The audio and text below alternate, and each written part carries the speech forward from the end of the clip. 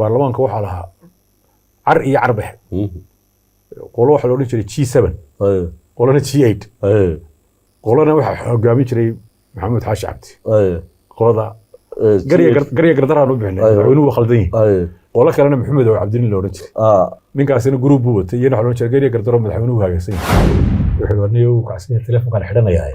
inta ka horeysa halka keena kelmadaas uu telefoonka ka xidhan madaxweynuhu telefoonka xidhan halka Falastiin waxa daciifiyo carab waxaan ku laba sarkaal buu nahay qalni warqad soo qaado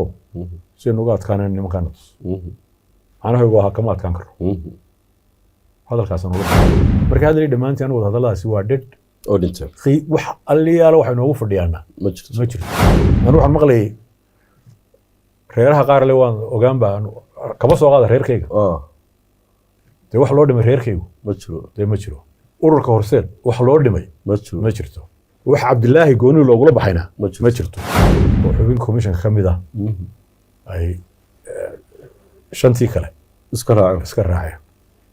muruhuna wuxuu ka dhashay waxa weeye jadwalkii ay sameeyeen ayuu daadifeeyay soo jadwalkiina waa la tuuru dhintay